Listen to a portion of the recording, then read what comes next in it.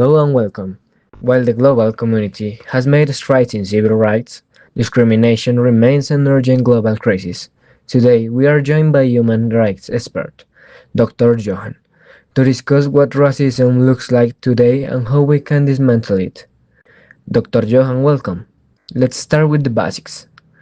How do we define racism in the 21st century? Well, thank you for having me today. We are gonna to define racism not just as individual prejudice, but as a systemic and institutional structure. According to the United Nations Human Rights Office, racism encompasses racial discrimination, xenophobia, and related intolerances.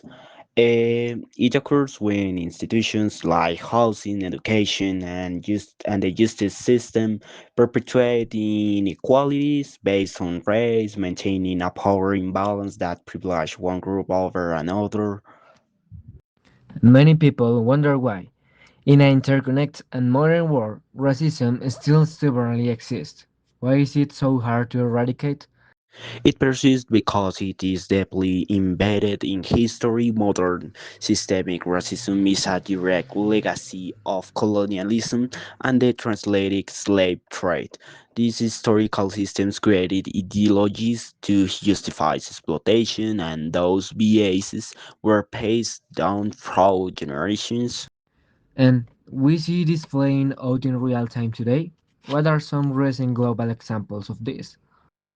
Absolutely. We see it in the documented racial disparities in criminal justice systems worldwide, notably highlighted by the Amnesty International 2024-2025 global reports. We also see it in the rise of digital hate speech and algorithmic bias, where AI technologies and inadvertently mimic human prejudice.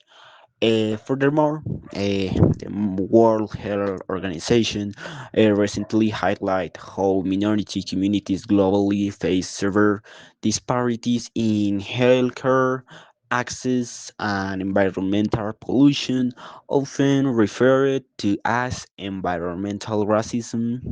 The data is stark, but behind the statistics are real people. What are the concrete consequences of this discrimination on individuals and society as a whole?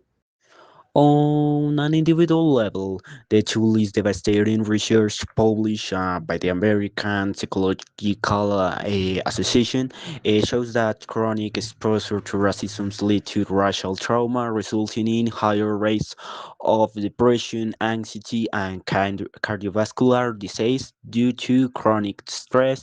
On a societal level, racism fractures communities and drains the economy. A landmark study by Citigroup estimated that systemic racism and discrimination have cost the USA economy alone roughly 16 trillion over 2 decades due to gaps in wage, housing, and higher education.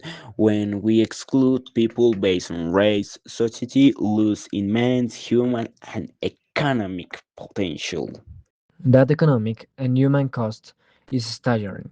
Let's pivot to solutions. Your work emphasizes education, respect, and inclusion. How do we move from just not being racist to actively taking action? It requires shifting from a passive stance to an active anti-racism framework. First, education. We must reform educational curricula to teach honest history as recommended by UNESCO's Global Citizenship Education Initiatives. And the next one is institutional reform. Corporations and governments need to move beyond diversity checkboxes and implement measurable equality audits in hiring and promotion. And for last one, individual actions. Culturally, it starts with micro interventions, calling out causal racism in our social circles and actively supporting legislations that protects marginalized groups. A powerful reminder that neutrality is no longer an option. Dr. Johan, thank you so much for your invaluable insights today. Thank you.